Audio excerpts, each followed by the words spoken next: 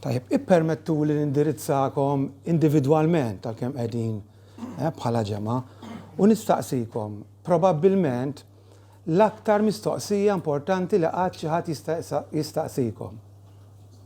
Twelidt mill-ġdid?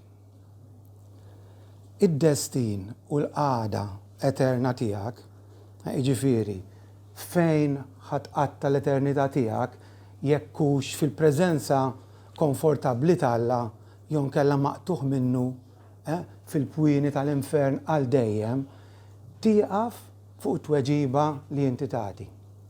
Daqshekk hija importanti l-mistoqsija tiegħi u t-tweġiba tagħkom. Ħanaqra passaġġ li ħafna minna familjari żgur miegħu minn Ġwanni kapitlu 3. Min jaf kemm il-darba smajnieh, imma l-kelma tal-Alla tibqa' ħajja mutot talina. Naqraw hekk. Issa kien hemm raġel mill-Fariżej jismu Nikodemu, ħakkim tal-Lut. Dan ġie għandu bil-lejl, ġie għand Ġesu bil-lejl u qallu: Rabbi, nafu li ġejt bħala għalliem mingħand Alla, għax ħadd ma jista' jagħmel dawn is-sinjali mirakolużi li tagħmel int jekk Alla ma jkunx miegħu. Ġesu wieġeb u qallu: tassew ngħidlek, jekk wieħed ma jitwilidx mill-ġdid ma jistax jara sal-tnet Alla. U Nikodemu qallu: kif jista' bniedem jitwieled metu xieħ? Jaqgħu jista' jidħol f'ġuf ommu għat-tieni darba u jitwieled? Ġesu wieġeb: tassew ngħidlek, jekk wieħed ma jitwilidx mill-ilma u mill-Ispirtu ma jistax jidħol f'sal-tnet Alla. Il-ħaġa mwilda mill-laħam il-laħam u l-ħaġa mwilda mill-Ispirtu Ispirtu. Timmeraviljax ruħek għax għedlek jeħtieġilkom titwildu mill-ġdid. Ir-riħ jonfoħ fejn jixtieq u tisma' l-ħoss tiegħu iżda ma tafx mejn ġej u l-fejn hu sejjer. Ekku kull min hu mwieled mill-Ispirtu. It-teologu Skoċċiż il-professur John Murray jgħid li fi Ġwanni 3 dal-passaġġ li għadna kemm qrajna insibu l-aktar episodju rilevanti u ċar mit-tagħlim kollu ta' Ġesu. U x'inti tismaħħa taqra tgħid stramba u dikjarazzjoni hekk daqshekk qawwija li Ġesu għal ħafna ħwejjeġ ċari u rilevanti, mhux hekk ħafna tagħlim li jiftiem, u allura wieħed jistaqsi kif wasal għal din il-konklużjoni. Mari, u r-raġuni u l-argument ta' Marju dan. L-argument tiegħu bbażat fuq il-fatt illi kieku mhux għal din il-verità tal-bidu ta' twelid ġdid, ikollna vojt kbir u serju u nuqqas kbir fit-teoloġija u l-ħajja tagħna bħala Kristjani. Jiġifieri fil-fatt qed jgħid ikompli jikteb: kull kmand li ntaqgħu miegħu fil-Bibja ikun impossibbli mingħajr il-presuppożizzjoni ta' twelid ġdid. Presuppożizzjoni hija xi ħaġa li nżommu bħala verità qabel ma nibdew nargumentaw ieħor. Ġifieri biex nieħdu eżempju forsi sempliċi, jiena ngħidlek nitolbok tgħinni. Nitolbok tgħinni għax hemm presuppożizzjoni li inti l-ħabib tiegħi. Allura dika ġġalni nagħmillek din it-talba. Qegħdin niftehmu dik hija, ġifieri naf xi ħaġa minn qabel u dak li naf minn qabel allura jagħmel sens għal dak li ħanagħmel aktar il quddiem.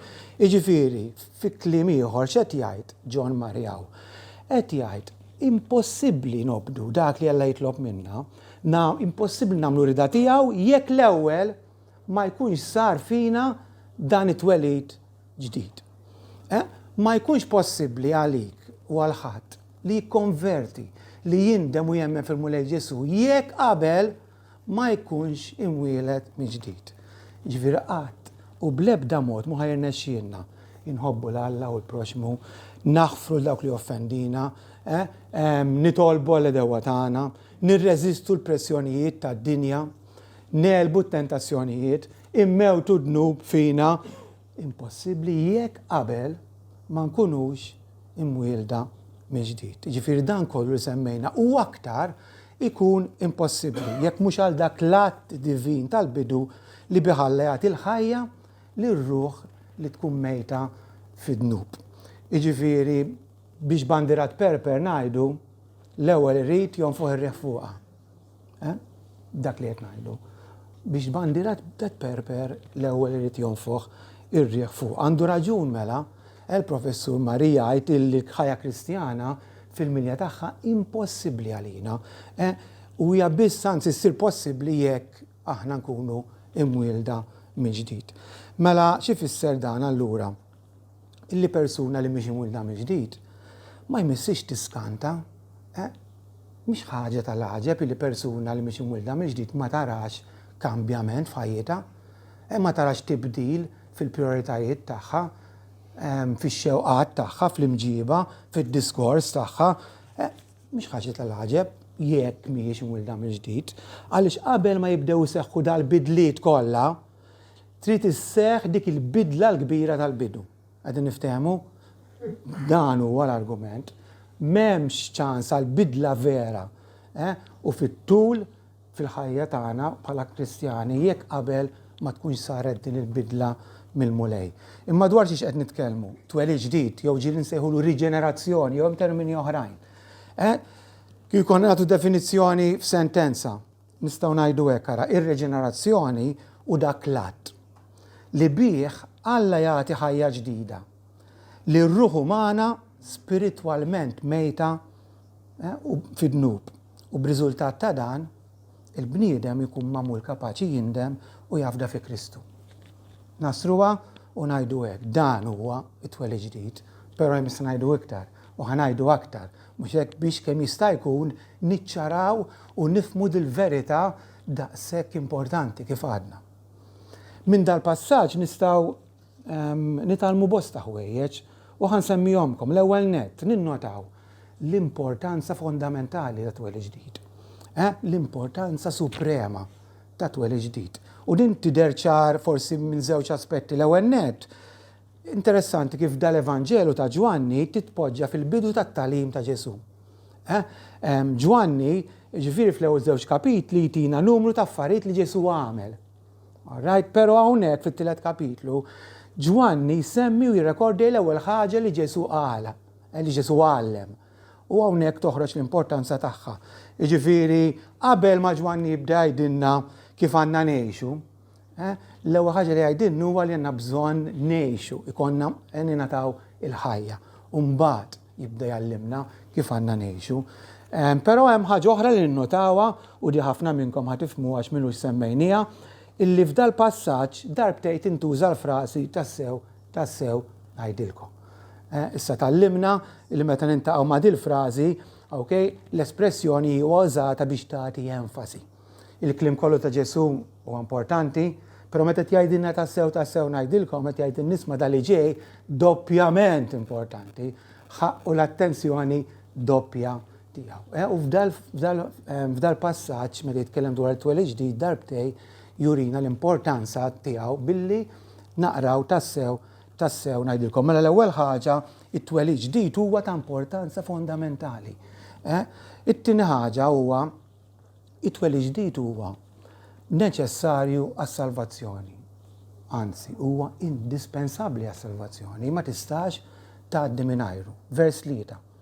Jekk wieħed ma jitwilidx mill-ġdid, ma jistax jara salt Alla. Vers 5. Jekk wieħed ma jitwilidx mill-ilma u mill-Ispirtu, ma jistax jidħol f'salt Alla. Lajn twaqqas ħadd ma nitlu f'salt Alla mingħajr twelid ġdid. Mhux qed jgħid nisma' mingħajr twelid ġdid ħassibha diffiċli. Ħassibha diffiċli tidħol f'salt Alla, qed jgħidilna mingħajr twelid ġdid impossibbli la tara u waqqas tidħol f'salt Alla.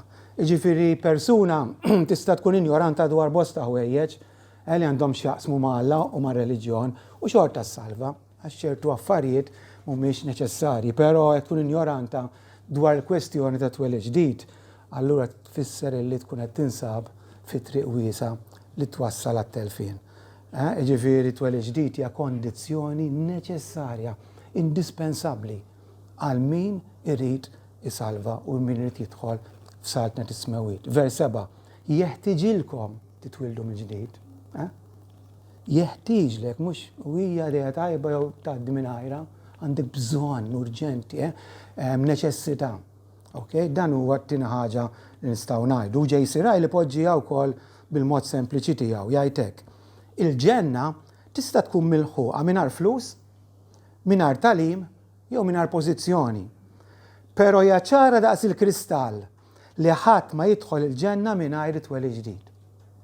Tar-ċara minn hekk, ma nistgħux inkunu. Twelid ġdid huwa twelid neċessarju, indispensabbli għas-salvazzjoni. It-tielet ħaġa, l-Iskrittura wkoll tippreżentanna twelid ġdid bħala ħidma u avveniment sopranaturali, divin. Jiġifieri dan ix-xogħol huwa qatt ta' Alla. Huwa qatt huwa xogħol li jagħmlu Alla u Alla waħdu. Alla waħdu kapaċi jagħmlu. Jiġifieri dan iseħħ fil-persuna mingħajr kooperazzjoni tal-bniedem, mingħajr is-sem tiegħu, mingħajr l-approvazzjoni u l-kunsens, m'għandux bżonn li ntajdlu iwa ta' tista' taħdem fija għandek permess, huwa xogħol divin, huwa xogħol tal-Alla, huwa ħidma diretta tal-Alla fir-ruħ, fil-bniedem. L-ebda reliġjon ma tista' tagħmel dan, l-Knisja u laqqas ebda sagrament ma jista' jagħmel dan, ebda pastor, assis jew ġenitur ma jista' jagħmel dan. ħadd ħlief Alla waħdu ma jaħdem it-twelid ġdid. F'Eżekjel 36 naqraw hekk ara. B'daw iż-żewġ tifrus, il-pronom personali jinsemma darbtejn, jiena ħanżidu għax hemm il-verbi biex nagħmel enfasi. All right, ħalli tifmu din l-importanza kemm huwa xogħol ta' Alla u Alla waħdu. Naqraw hekk. U jien nagħtikom ukoll qalb ġdida u spiritu ġdid jien inqiegħed fikom.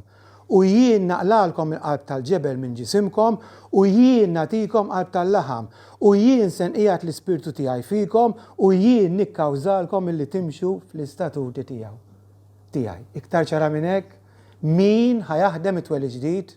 Jien jgħid il-Mulej. U jien biss. U fl-Efesin 2 naqraw hekk.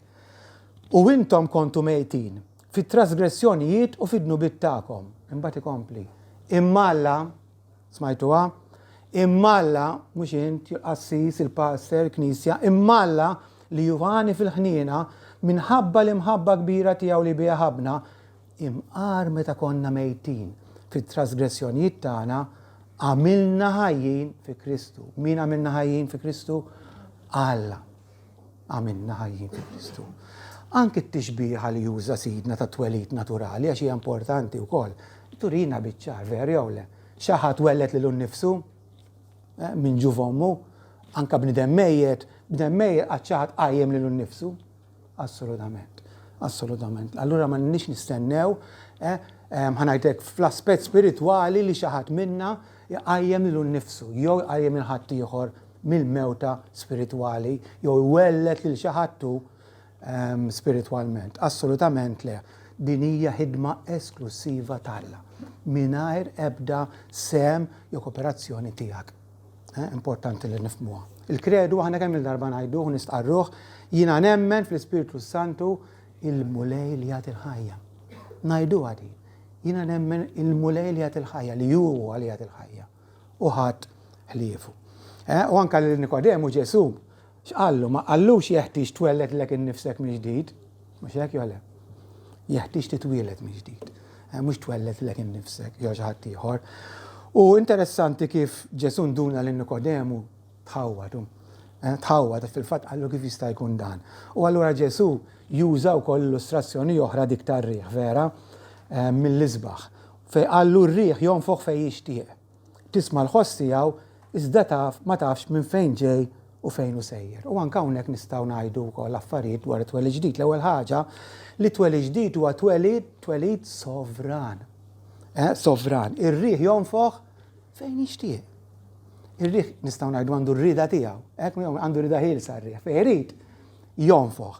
Mhuwiex ikmandat jew kontrollat minn ħadd. Għalkemm xi wħud illum jgħidulna li kapaċi jikkontrollaw ir-riħ bid-dikjarazzjoni tagħhom. Assolutament le. Ir-riħ jonfoq fejn irid.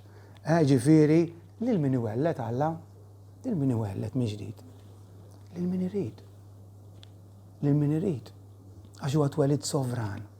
Huwa twelid sovran. Importanti lil dawk li Alla ħatar mill-eternità. il-dawk iwelled mill-ġdid. Nifhmu għadin, naċċettawha. Alla huwa sovran. Okay, ir-riħ jonfoħ fejn jrid.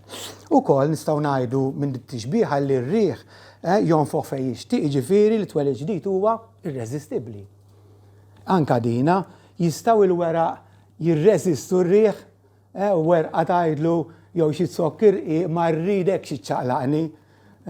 Għad kontu x'imkien fejn jkun hemm xi riefnu, anka taraw fuq it-television aħna ma nafx hawn Malta xi uragan, għajduli. Għażdar ma tirreżisti veri jew xi siġra li tgħid ir-riħ jonfoħ fejn jixtieq. Irreżistibbli jekk il-ħidma talla fit-tweled ġdid. Irreżistibbli. Ukoll it-tweled ġdid u twelid invisibbli u ngħidu inskrutabbli, ġifieri diffiċli nifhmuh għal kollox. Ir-riħ tisma' l-ħoss tiegħu, iżda ma tafx mejn hu ġej u mnejn hu sejjer. U anka din ma jistax jifhimha Nikodemu għalu kif jista' jkun. Imma b'din l-illustrazzjoni Ġesu jiddikjara li fir-riħ hemm aspett misterjuż vera, dan huwa ħsieb illi ma tistax tifhem l-istess bħal ma nistgħux nifhmu kollox fejn jidħol it-twelid ġdid. Ġifieri isnek ma tistax taqbad ir-riħ laqas taraħ jew teħħendiljaħ, però tinduna li qiegħed hemm ma tiċħadx, ħadd ma jiċħad l-eżistenza tar-riħ għax ma jaraħx jew ma jistax imissu, jinduna li qiegħed hemm bl-effetti tiegħu. Hekk it-twelid ġdid ma nistgħux nifhmuh kompletament, għandu dak l-aspett misterjuż, però ma nistgħux nixħdu r-realtà tiegħu. U dina narawha bl-effetti fuq il-ħajja tal-individwu, ħanajtek dak it-tibdil li jipproduċi f'ħajjitna. Ngħidu iktar fuq twelid ġdid. Twelid ġdid huwa twelid immedjat, instantanju, f'mument. Okay, ġifieri twelid ġdid ma jseħħx fi proċess tul żmien tul iż-żmien, imma jseħħ f'mument. Din aħna ta' bnedmin kultant fiex kien għaliex. Għax aħna hekk ngħixu, aħna jekk irrid inpitter bittura ma faqqax subajja, hupp u ġiet lesta, mhux hekk irid nibni dar, ma nagħmilx bidejja hekk u fil-li m'hemm xejn u fil-li nara d-dar. Allura kultant nitfixklu meta ngħidu dawwa xogħol talla daqshekk kbir isir f'mument, isir b'mod immedjat immekku. Ekku. Ġifieri f'Eżekjel rajniha wkoll meta jekk għadtu attenti għal kliem, naqraw hekk ara, jien indaħħal fikom in-nifs u intkom ikolkom il-ħajja. Daqshekk. Qed taraw, jien ndaħħal fikom in-nifs u intkom ikolkom il-ħajja mbagħad u n-nifs ġaħal ġo fihom u ħadu l-ħajja. Imbagħad tarfu li jiena l-mulej, tkellimt u għamilt. Qed taraw jiġifieri b'dan mod immedjat dak huwa twelid ġdid l-aħwa. U hawn min iġib eżempju ieħor ukoll. Iġib eżempju li naqraw f'Luqa wieħed meta naqraw hekk, araw ġara. Kif Eliżabetta semat it-tislima ta' Marija, it-tarbija qamset f'ġuva u Eliżabetta mtliet bl-Ispiritu Santu. U wkoll hawn min jgħid li Ġwanni f'dak il-mument, f'mument immedjat intela bl-Ispiritu Santu, immedjatament. Okay, ġifieri vera aħna nitkellmu man-nies u jgħidulek illi raw dil-bidla fihom. Fil-li kienu ħanajtek ostili kontra Alla, fil-li ma rridux jafu l-affarijiet tal-Alla ma jinteressahomx u f'daqqa waħda jgħidulek qisu f'kolb, f'daqqa waħda sirt rrid inħobb il-Alla, rrid inservih. F'daqqa waħda. Però mbagħad hawn min jgħidlek illi forsi dil-bidla ra isseħħ taf inti qisek b'mod ma' żmien, bil-mod il-mod. Veru, però f'kull każ jibqa' l-fatt illi jkun seħħet dik il-bidla. Istantanja, Alla jkun ħadem f'mument il-ħajja ġdida minflok il-mewt spiritwali. Again, mhux dejjem nifhmuh din, mhux dejjem nkunu nafu l-mument preċiż meta seħħet, aħna nkunu nafu l-mument li morna għand Ġesu, jekk inti xi darba fil-passat indimt, għaraft il-bżonn ta' Salvatur, indimt u emmint fih, tkun taf meta. All right? Imma da x'inhu, da mhux it-twelid ġdid, dan huwa l-effett tiegħu. L-effett. Ħafna drabi jkunu viċin xulxin. Imma qabel dak mod istantarju Alla jkun għajmek mill-mewt. Louis Berkhoff jgħid hekk ara. Ir-riġenerazzjoni ibidla istantanja tan-natura umana. Istantanja f'mument f'kolb. Okay? Imbagħad ikompli jgħidlek li taddina l-punt li jmiss. Hija bidla stantanja tan-natura umana li taffettwa l-bniedem sħiħ, intellettwalment, emozjonalment u moralment. Allura nistgħu ngħidu li twelid ġdid huwa wkoll twelid radikali, totali. Sħiħ. Dan huwa twelid ġdid. Jiġifieri li nkunu wilda mill-ġdid ħuti mhux xi ħaġa sempliċement marġinali, fuq barra hekk periferali xi ħaġa illi taf kif taffettwana imma mod superfiċjali. It-twelid ġdid huwa bidla sħiħa, kompluta li tinvolvi l-persuna kollha kemm hi. Nerġa' nfakkarkom fil-metafora ta' twelid li Ġesu uża. Fit-twelid ġdid meta tarbija titwieled normalment mhux titwieled bil-partijiet kollha tiġi qegħdin hemm, żewġ idej, żewġ saqajn, żewġ widnej, normalment. Mhux l-ewwel titwieled b'idej waħda mbagħad jgħaddu sentej u tikbrilha l-idej l-oħra. Anka fit-twelid nitwieldu b'mod normalment sħiħ, totali. L-istess fit-twelid ġdid huwa twelid komprensiv u l-ħwejjeġ kollha. Ħwejjeġ kollha jkunu affettwati. Fil-fatt isemgħu kif ipoġġiha il-Puritan Stephen Charnock jgħid hekk. It-twelid ġdid u bidla universali tal-bniedem sħiħ. U kreatura ġdida mhux biss xi qawwa jew fakultà ġdida. It-twelid ġdid jestendi għal kull parti il-fema, ir-rieda, il-kuxjenza, l-affezzjonijiet. Kollox tniġġes minħabba dnub u allura kollox jiġġedded. It-twelid ġdid huwa wiesa u font fit-tiġdid tiegħu daqskemm id-dnub kien komprensiv it-tħassir tiegħu. Fimtu għadi?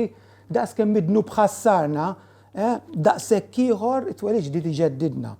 Fil-ġenna ir-ruħ sħiħa se tkun ibbeatifikata għal daqstant ir-ruħ kollha se tkun imsebħa permezz tal-grazzja divina fit-twelid ġdid. Mela, qed nitkellmu fuq ir-riġenerazzjoni. Mhix sempliċi riforma esterna, jiġifieri xi ħaġa kosmetika, tirranġa xi ftit, tirranġa xi ftit l-emmulaw dak mhux twelid ġdid. Imma il-persuna, l-individwu kollha kollu kemm hu meta jkun riġenerat, jiġġedded kif ngħidu bil-Malti minn rasu sa saqajh. Qegħdin niftehmu importanti.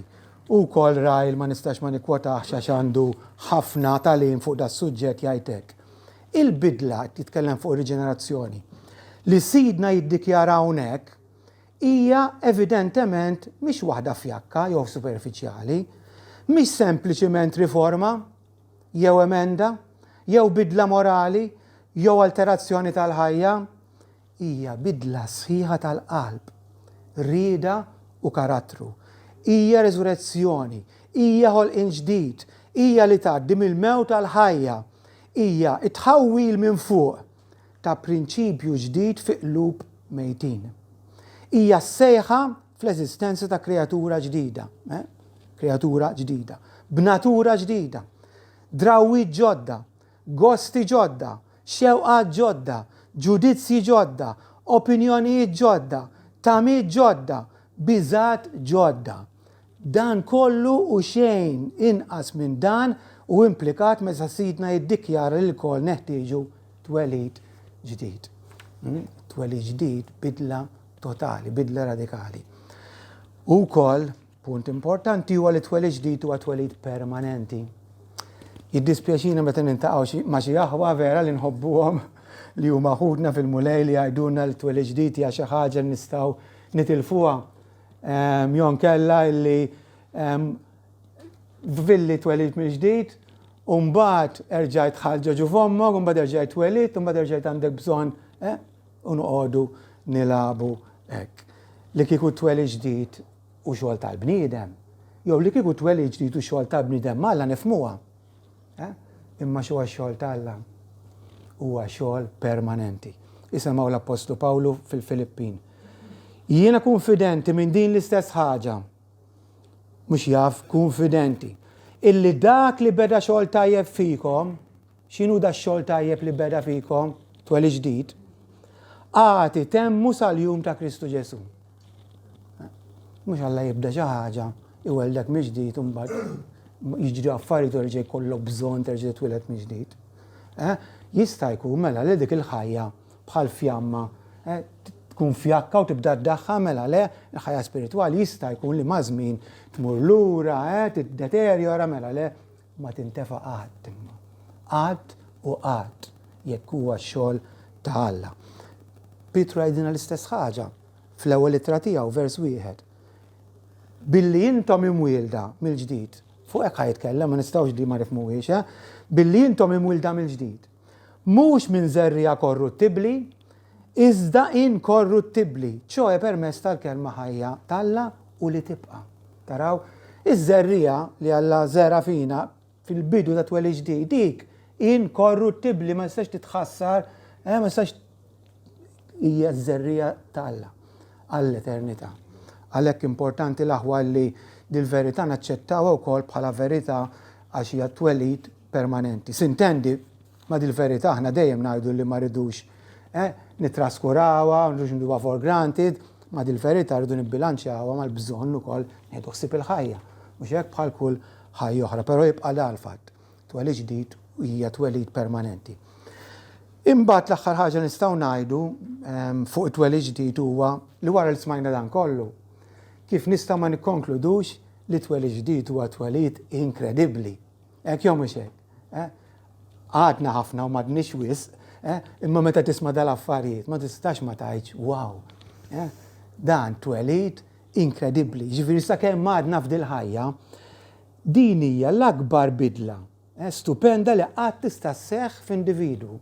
Kemm jisiru bidliet? Tibdel ix-xogħol, tibdel figura, ma' żmien u ngħidu tibdel l-ikbar bidla. L-iktar bidla qawwija li tista' ssir f'individwu hija it-twelid ġdid li mimmejjed spiritwalment jingħata l-ħajja mill-mulej. X'verità glorjuża. X'miraklu tal-mirakli. Veru jew mhux hekk? Miraklu tal-mirakli. Fil-bidu bdejt bil-mistoqsija twelidt mill-ġdid, issa nixtieq npoġġilkom mistoqsija oħra. Int għandek bżonn titwieled mill-ġdid? Ikkunsidraw għal-mument. Kliem Ġesu lil min kien indirizzat. Intkom tafu għax taqraw l-Iskrittura bħali li meta Ġesu meġa fostna. Inta għamaru xmata tipi ta' nies, l-adultera, l-indemonjat u daw. ċertament kellhom bżonn jitwildu mill-ġdid, veru jale, m'għandix dubju, però ħadd minnhom ma qallu għandek bżonn titwieled mill-ġdid. Lilli ma tip ta' persuna qed jgħid Ġesu għandek bżonn titwieled mill-ġdid.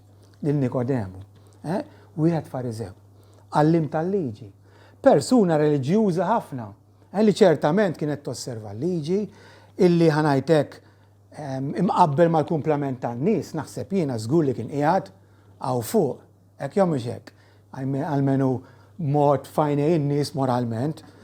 Allura jekk dan it-tip ta' persuna għandu bżonn ikun imwieled mill-ġdid, nikkonkludu li bażikament kulħadd hekk jew mhux hekk.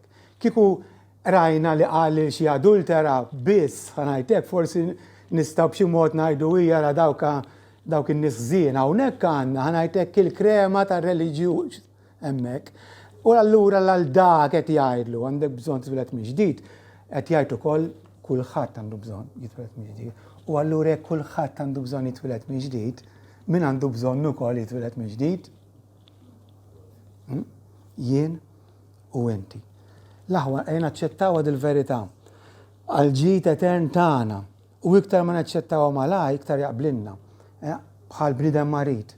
Iktar ma jaċċetta il-fatt u r-realtà li għandu marda serja, iktar ma jaċċetta malajr, iktar jista' jmur għall-kura u jirċievi l-fejqan malajr. Jekk jibqa' jitratjeni, jibqa' jġib l-iskużi, problema joħloq għalih innifsu. Qegħdin niftehmu ġifieri importanti li narfu dil-verità ukoll. X'irid nagħmel, forsi xi ħadd minnkom jista' jistaqsi, x'irid nagħmel biex inkun imwieled mill-ġdid? Għax nittama li jekk hemm xi ħadd li jiddubita fuq il-qagħda tiegħu ipoġġiha il-mistoqsija hija sens komun. Ma tista' tagħmel assolutament xejn biex twellet lek innifsek mill-ġdid. Ifhmuni tajjeb, ma tilkomx ma tista' tagħmel xejn, imma ma tista' tagħmel xejn biex twellet lek innifsek. Għaliex qed ngħidlek? Għaliex imissek tagħmel affarijiet, pereżempju li titlob. Hija l-iħfef ħaġa li titlob inti, l-iħfef ħaġa. U li tumilja lilek innifsek, li hija l-itqal ħaġa. Għal ħafna minna hija l-itqal ħaġa għaliex. Għaliex li tiġi tgħid li isma' il-ġar tiegħi dak kollu ġiret mal-mar għandu bżonn jitwieled minn ġdid. Il-ħbib tiegħi tfajlitu l-ġuventur tal-iskola moħħhom għandhom bżonn jitwildu minn ġdid. Drogat, prostituta, għandhom bżonn jitwildu. Imma tajt lili, jien għandi bżonn jitwieled minn ġdid. Biddilt il-knisja, tammit, naqra, tajt lili għandi bżonn jitwieled minn ġdid. Jibsal ħafna li nindunaw nammettu li jiva, mċans li jien għandi bżonn ikun imwieled minn ġdid. U koll li għadifix li nammettuha għaliex xi wħud jgħidu all right, imma għandi bżonn nitwieled minn ġdid, mhux biżżejjed makeover, mhux biżżejjed naqa' make-up biex nirranġa qed tgħidli from scratch speċi tarmi kollox u nibda minn ġdid, diffiċli. Imma jien ngħidilkom anki jekk tħares lejn katavru, ġo tebut, liebes pulit, bil-make-up perfett, sabiħ, imma bla ħajja. Bla ħajja. Noqogħdu attenti li ma noqogħdux illibsu lil nfusna, nagħmlu l-make-up biex nidru sbieħ, imma ħaj jew mejjed għax din id-differenza kollha.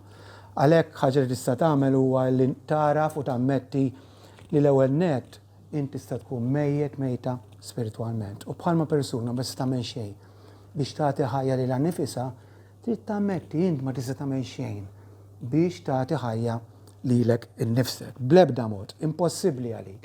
Impossibbli għalik, possibbli biss għal Alla. Ġesu l-ħaġa mwilda mill-laħam il-laħam. Il-ħaġa mwilda mill-ispirtu ispirtu. Kull sforz tiegħek laħam.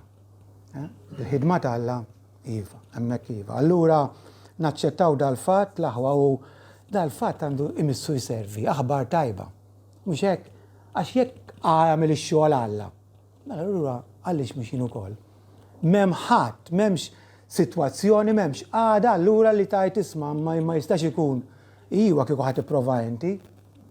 Imma l-xogħol ħajamlu Alla. Alla li jista' kollox. Alla li mix-xejn ħalaq id-dinja tal-univers mhux ħjati l-ħajja lilek ukoll.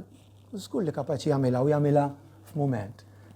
Ġifieri tibżawx, iddejqux, taħarbux mir-realtà jekk tindunaw u jekk għal ewrikom li għandkom bżonn tkunu mwilda mill-ġdid.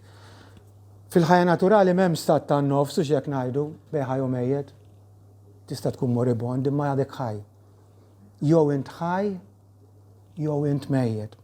L-istess fl-isfera spiritwali l-aħwa. Jiġifieri jew int spiritwalment ħaj, jew int spiritwalment mejjed. It-twelid ġdid u f'mod tajjeb din, it-twelid ġdid u dak li jifred kull kongregazzjoni hawnhekk għandna passaġġ ta' din naħa. It-twelid ġdid u dak li jifred il-kongregazzjoni bejn dawk li mwilda mill-ġdid li ma nafux aħna min huma ta' tifhmux ħażin u bejn dawk li mhumiex. Hija l-linja diviżorja bejn il-ħud tajjeb li naqraw fuqu u l-ħud ħażin. Bejn il-qamħ u bejn is-sikrana.